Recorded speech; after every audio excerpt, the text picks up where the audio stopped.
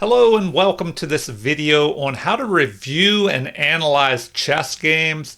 So I had a viewer recently who left a negative comment, which I don't mind. I welcome any comments. Don't be afraid to hurt my feelings.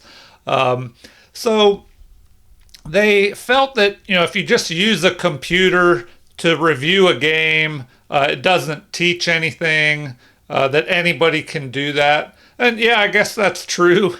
But today I'm going to talk about how to review and analyze games, to help your chess, to help you play better. So the computer, it really helps to figure out what you missed. It can find things that, especially beginner and intermediate players will not see. And how should you use the computer? I'm going to go over the game here of Bobby Fischer. He played in a Simon in 1970 against this player named Hoppy. And if you're reviewing chess games, whether they're your own or chess masters, which I highly encourage you to do both. It'll definitely help you improve your chess. Play a game, then go back over the game without using the computer first. So I'm going to go through this game kind of quickly. And what you want to do, whether you're reviewing a game like this or your own, is to just go back through the game and see, what you did wrong if you can. Try and figure out, were there any big blunders, mistakes? You want to try and figure things out without the computer first before you get computer help. So let's go through this game. Bobby Fischer, known for mostly playing e4, bringing this pawn up, decides to play c4 here, the English opening. So his opponent responds with a flexible move, bringing this knight out. So he develops a piece. He helps control the center. And so there could be a battle that may be waged around this d5 square as the knight's attacking and the pawn is attacking as well. So the game continues with this move, b3. Now, this move doesn't really help control the center, which is what you want to do in chess. You always want to have an eye on the center. It does back up this pawn, but it allows this bishop to develop here, and that will control the center and aim up towards the king side in case the opponent castles over there. So the game continues with g6. And now, because it looks like Fischer will plan to place his bishop here on the long diagonal, his opponent's probably thinking, well, I'll do the same thing and we'll fight for that diagonal. So the game continues with the bishop developing. Likewise, his opponent develops their bishop. And now Fischer decides to play g3 here, and most likely he'll bring the other bishop out here and crisscross through the center of the board with both of his bishops, controlling a lot of central territory, also aiming at the king side here, which black looks ready to castle there. And this bishop on g2 will aim up through here, and possibly target that rook. So the game continues with d6. This move seems fine. It will help back up this square in case this pawn pushes forward to gain space in the center and maybe try and block the scope of that bishop. So Fischer continues his development, and now we have this move here. And when you're reviewing and analyzing games, try and ask what your opponent might have been thinking, especially if you get to play somebody and then analyze the game with them afterwards. That's even better because you can ask them, of course, what they were thinking, and you can both help each other analyze and probably get a greater benefit from that. So this move, obviously it's helping to fight for this square, maybe that pawn will push forward here. But on the downside, it does block the knight from going here. The knight can go here, of course, but then the bishop will be blocked in. So the game continues with Fischer developing the knight towards the center, helping control important central squares, and he's ready to castle. So now, after this bishop develops here, it does, get that bishop out in case the knight moves here, and that would block the bishop in. So this move seems okay. Attacking the knight, but there's the option of just going here and targeting that bishop and chasing it away. So, this move is probably okay, but maybe it would have been better to just castle immediately. So now, sure enough, Fischer chases that bishop. Okay, so here we have a capture of the knight. So,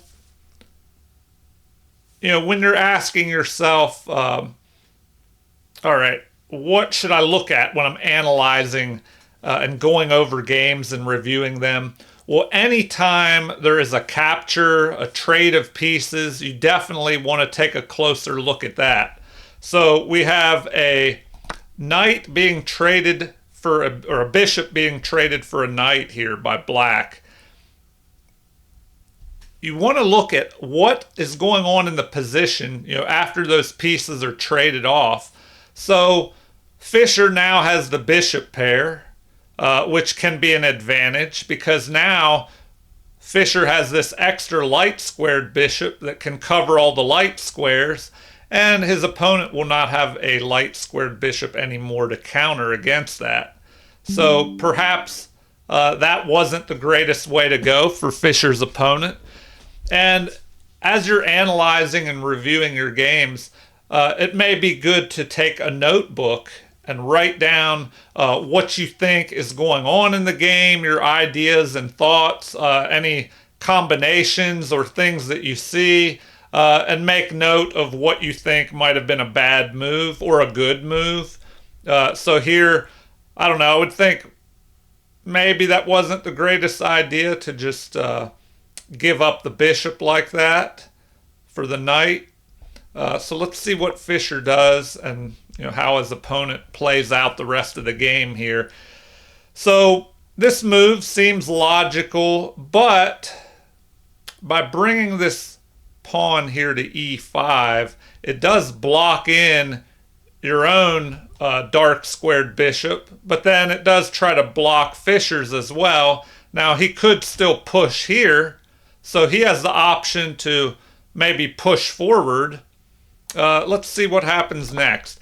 Fischer goes ahead and castles, and now the pawn is pushing forward here, opening up that diagonal for the bishop again. But, at the same time, it's chasing the bishop back. But will this pawn become weak? Because it's been pushed again, and because this is moving further up the board, it's going to be harder to protect that. And also, generally, you don't want to move a piece more than once in the opening, a piece or a pawn, unless you have a good reason to, before you get all your pieces developed. So, black still has to castle, get this knight developed, get the rooks out. So maybe this is premature, and I think this will probably cause some issues. Let's see if Fischer can take advantage of it. So he retreats back, and now we have castling by black. Fischer continues his development, bringing the knight out, and now there's pressure on that pawn, like I said, because it's moved pretty far forward here, and it's going to be harder to protect it unless a pawn can try and push up and try and guard that. All right, so the rook moves over, so this is not bad. You put the rook on this file where the pawn is pressed forward, help defend it, because we have bishop and knight attacking, and then the rook and knight defending.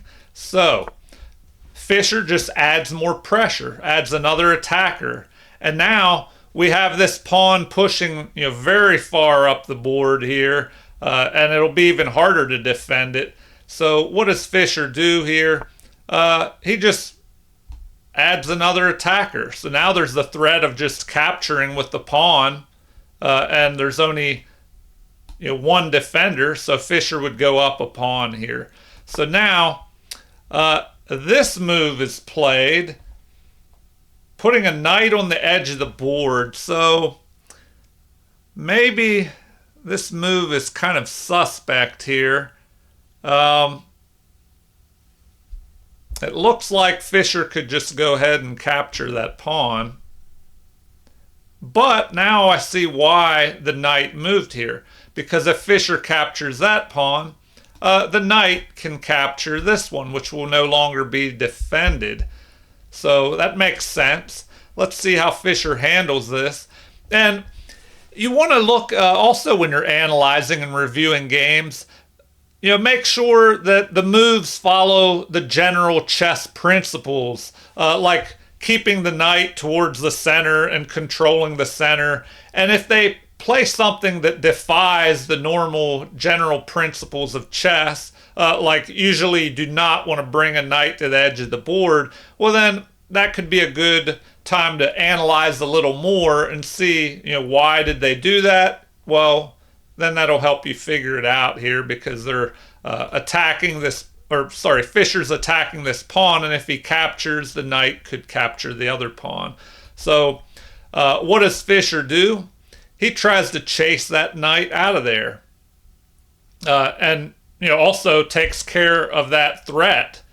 So now the knight can't capture that pawn anymore, of course, because it's pushed forward. Fischer's attacking the knight, so now this knight has to do something, but Fischer's opponent ignores that.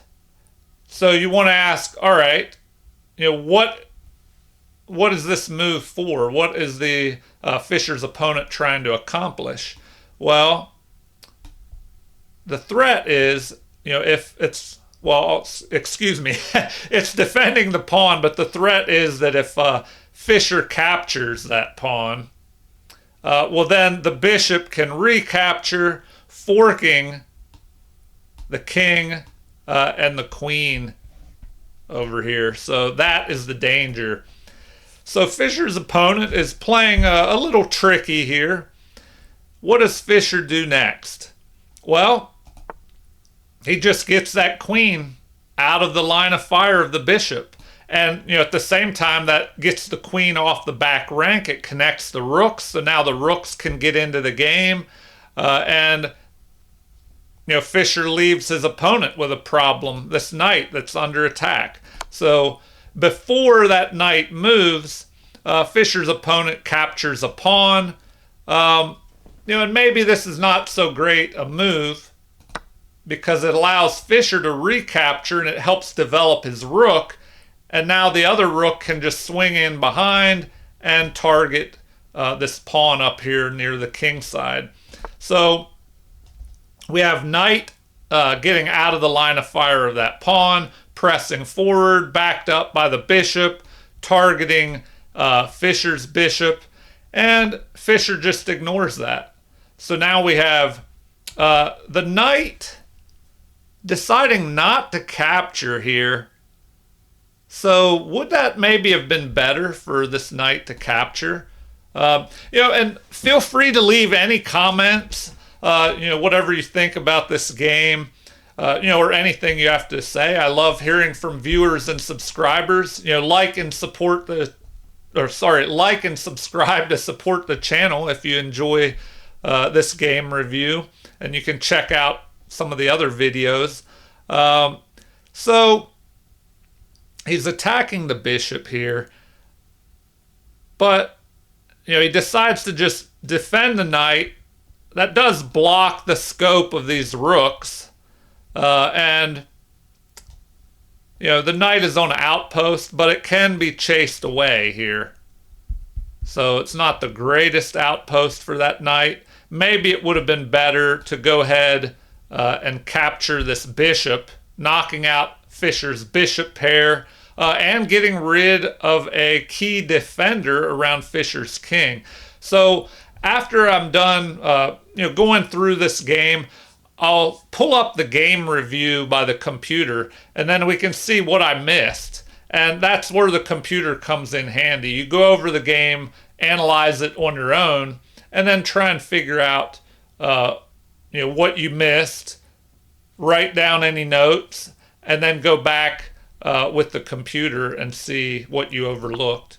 All right, Fischer jumps his knight forward, unleashes his bishop up here, so there could be a possible threat of bringing the queen up here and creating a battery, and threatening a mate up here. So what does Fischer's opponent do? He blocks the path of that bishop, prevents the queen from moving up here. So Fischer goes ahead and captures. And this is what I mentioned about knocking out the bishop, which is defending the king in this fianchettoed position where the G pawn has been pushed forward by both sides. If you get rid of that bishop, it leaves some weaknesses, some weak squares around the king. And I want to go back 1 second here. So Fischer jumps up here, and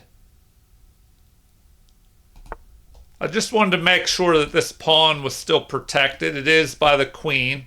So anyway, moving on, Fischer decides to capture. He knocks out that defensive bishop, leaving dark squared weaknesses around this king. And so now the game continues with Fischer sliding his queen over, delivering a check. So, his opponent, whenever a king is under check, there's 3 options or less. Capture the attacker, and that's not possible. Block, which can be done here by the knight, or run. So, Fischer's opponent blocks with the pawn. Now, is that the best thing to do? Or should the king have stepped back? Because now, this knight is doing a good job of blocking here. But there's a build-up here. Look at all these pieces piling up on that pawn. Right now, this pawn cannot chase the knight away, it doesn't look like, because of the fork here. If the knight jumps here, it would fork the rook and the queen. But would there even be time for a fork? Yes, the queen is also guarding. So you wouldn't be able to jump your queen up there, or it would just be captured. Anyway, Fischer decides to act here. So if we go back and look at this, he's knocking out this pawn. And that is a problem whenever you decide to block like this. And that pawn is pinned. So the knight can just go ahead and capture this pawn, which Fischer does. And the pin by the queen to the king here is pinning that pawn, and it cannot recapture.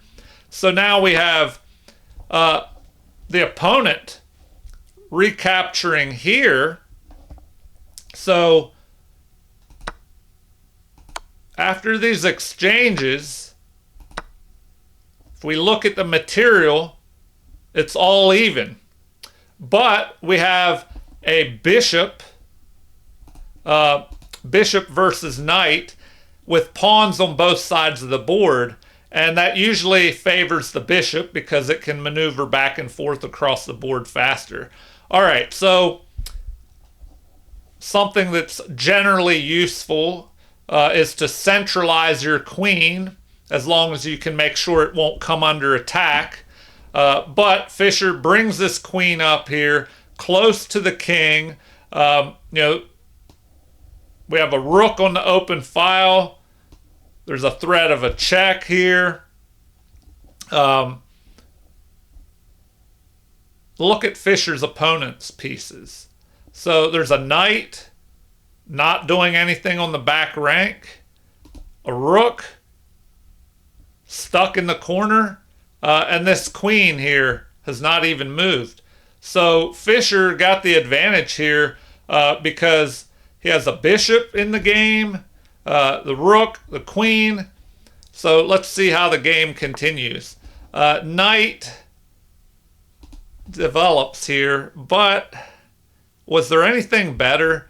I mean, should the knight have come forward, or maybe another option would have been to bring the queen up to here and attack Fischer's queen. The only thing I don't like about that is then Fischer could just move over here and start causing problems. So anyway, it's not looking good for Fischer's opponent after this. So the game continues with a check here.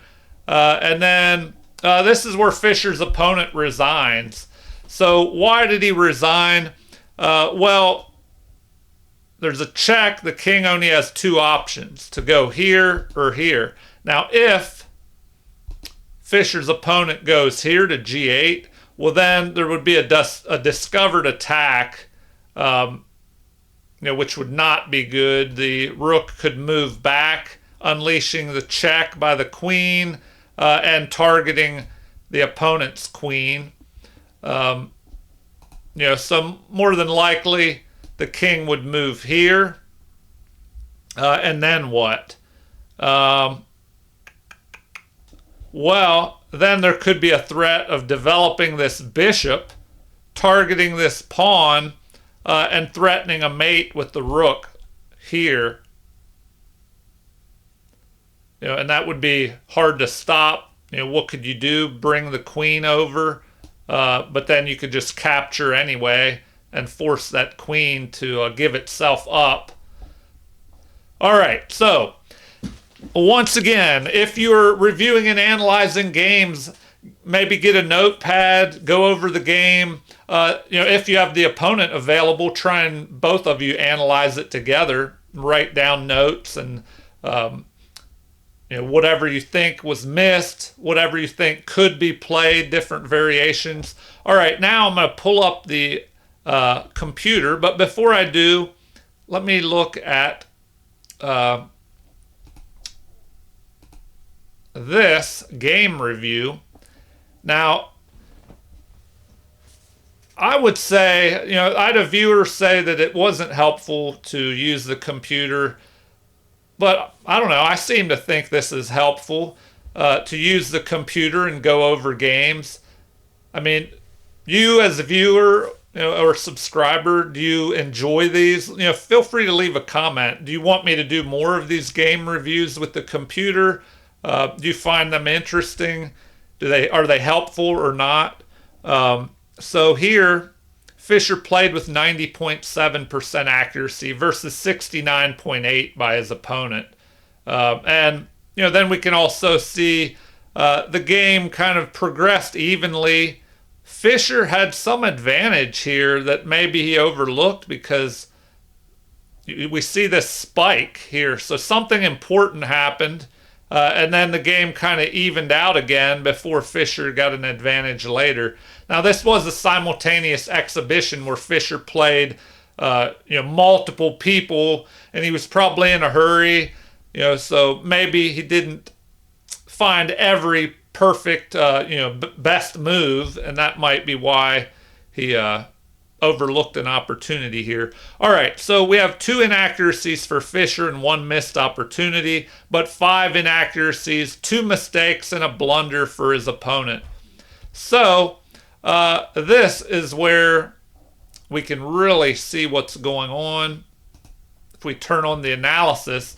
And now we'll see that there were, according to the computer, inaccuracies, the blunder, missed opportunities, mistakes. So let's quickly highlight these mistakes and problem areas of the game and see, if some of the things I mentioned when I went over the game are highlighted by the computer. So C4 is the English opening.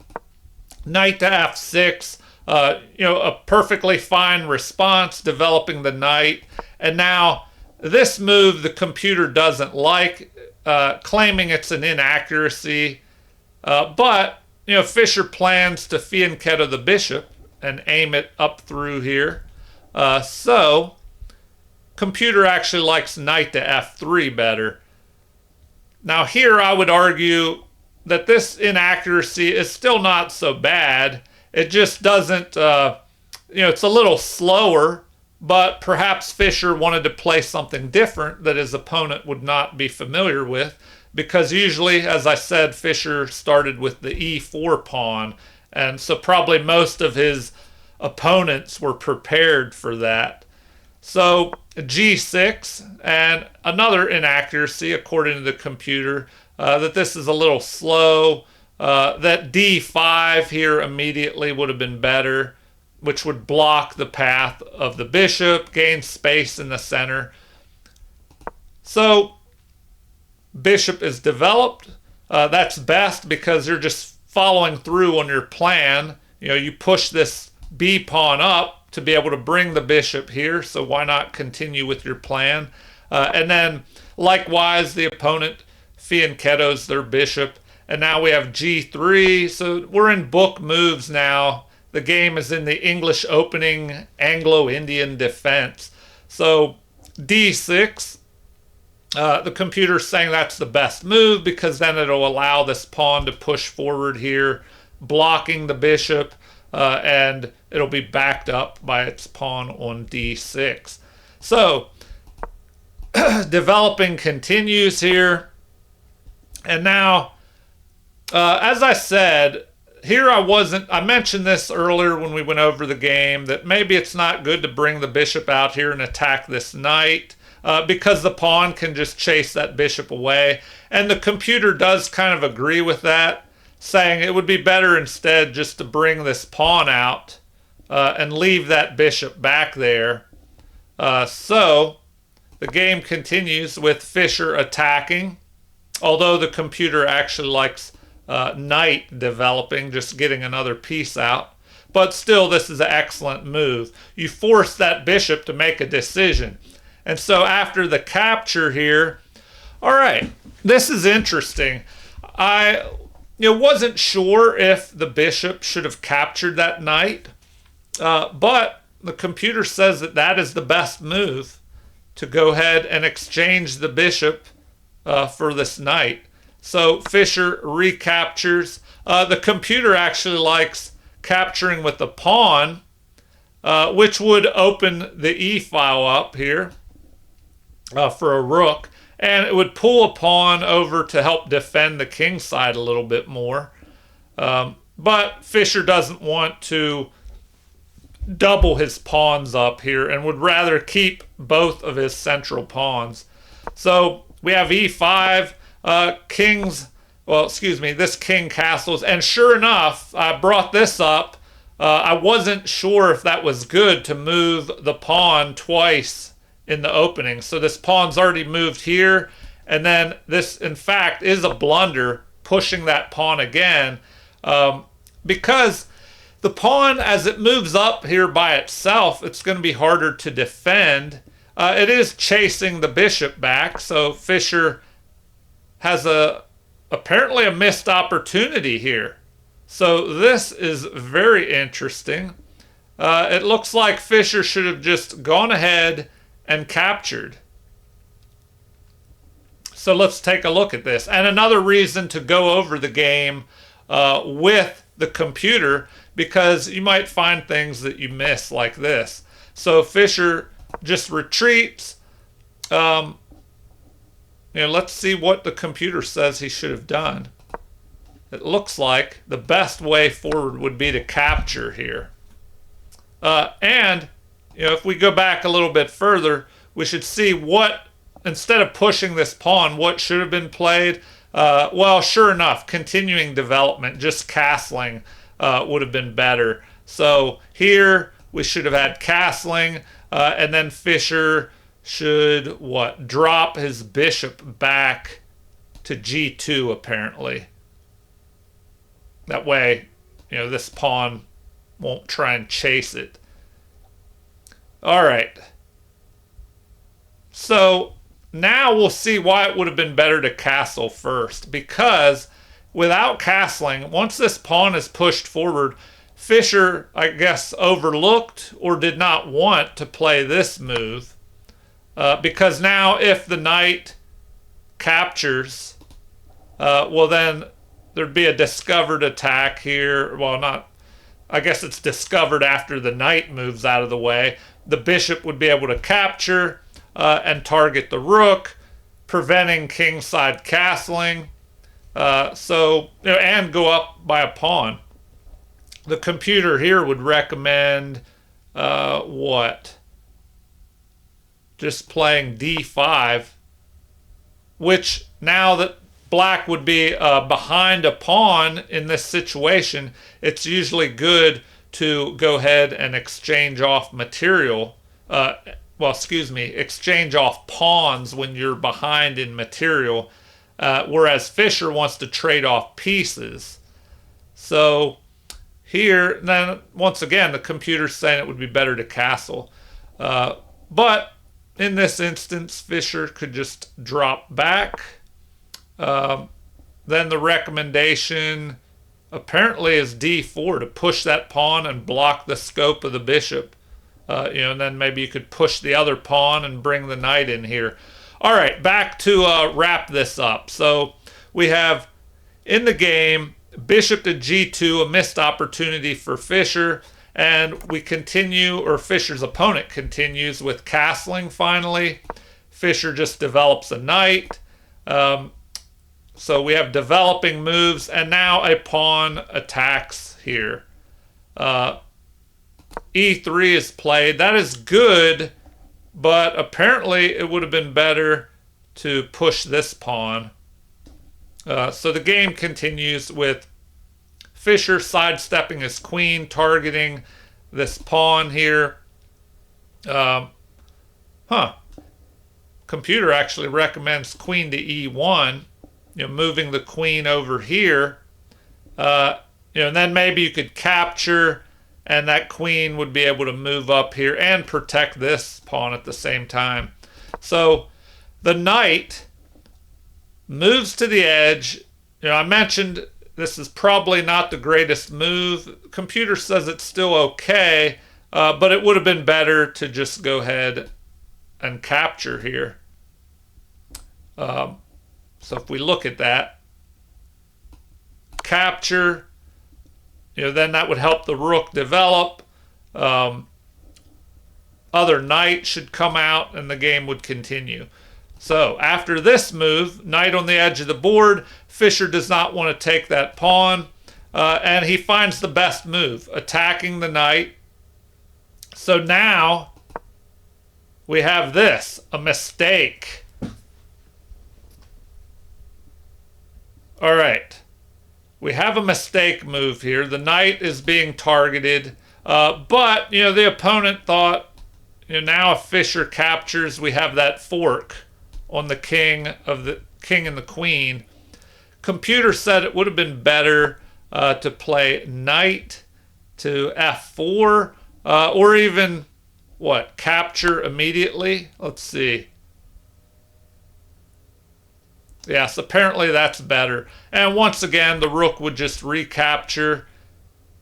But now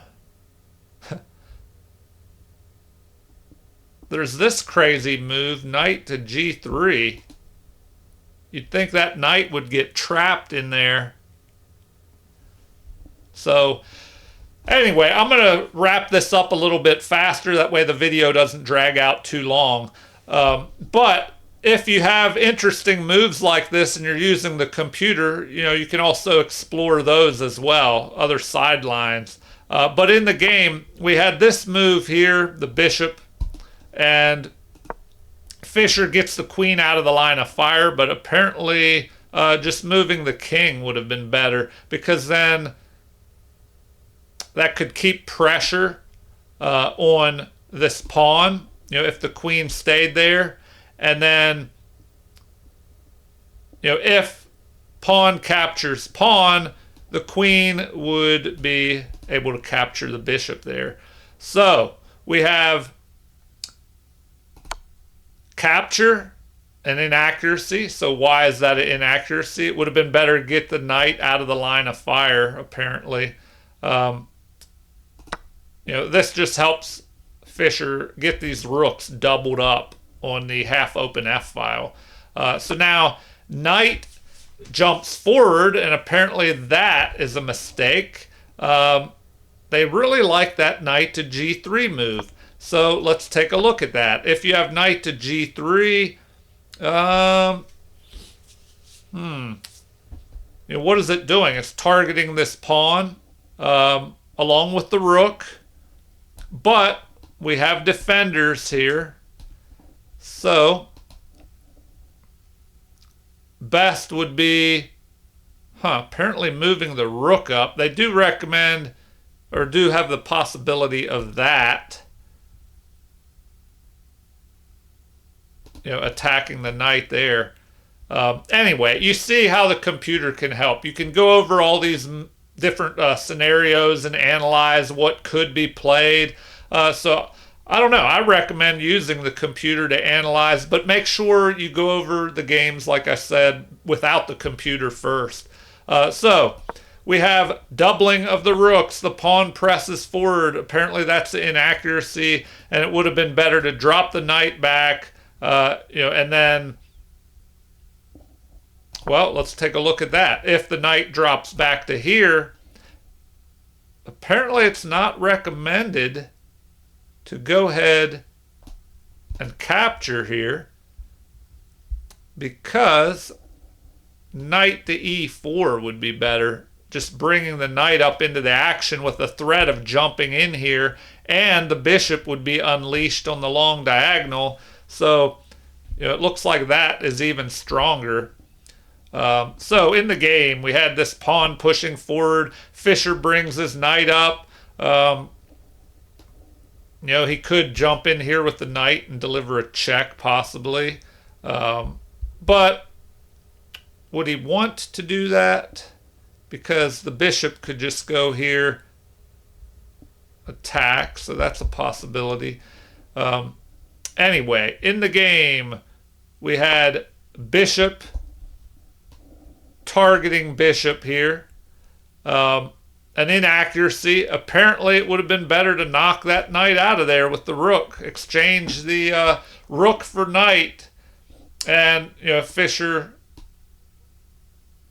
he'd probably have to recapture with the pawn. It would break his pawns up in the center, doubling them.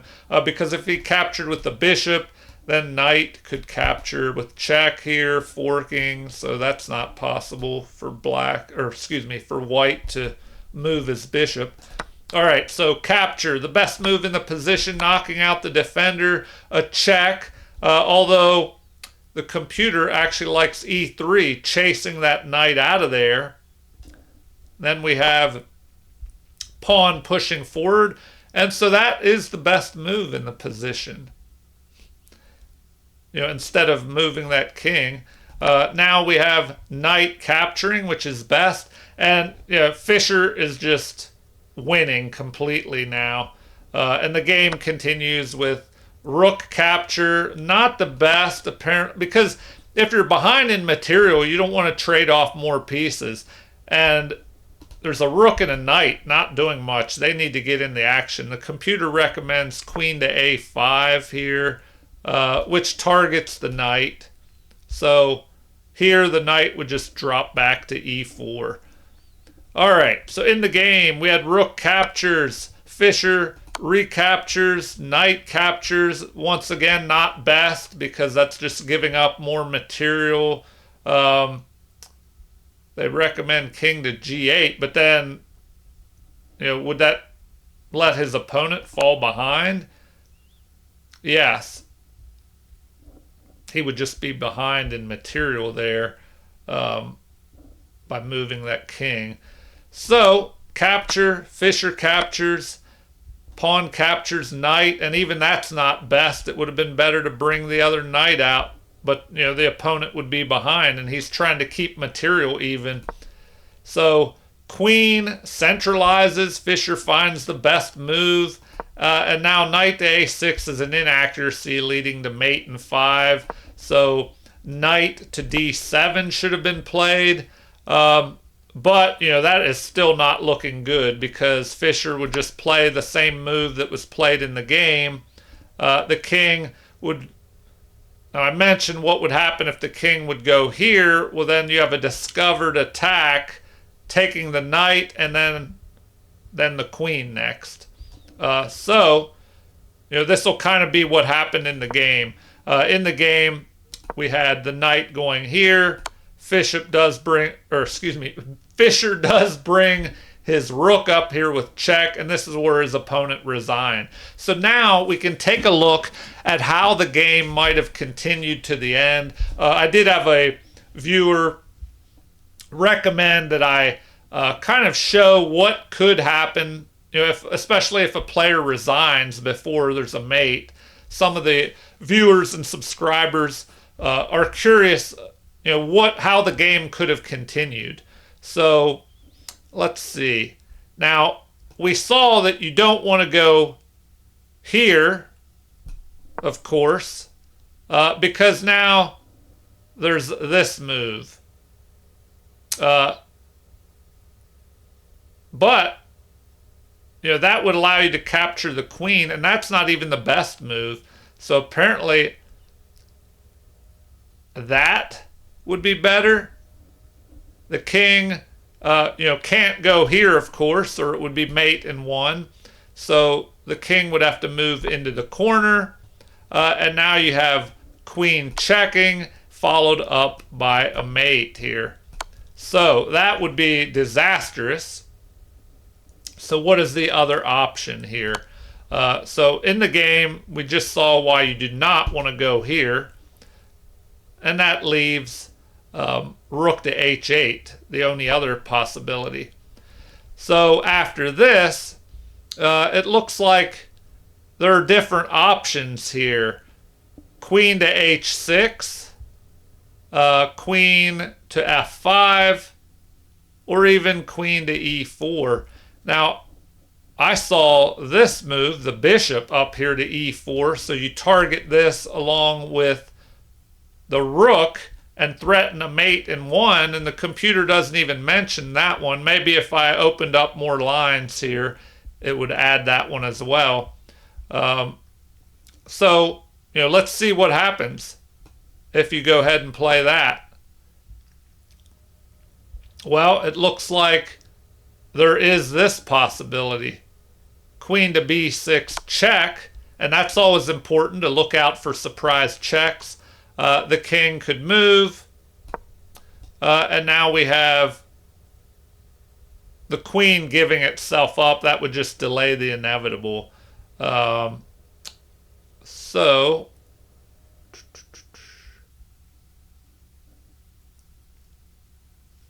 what else do they recommend?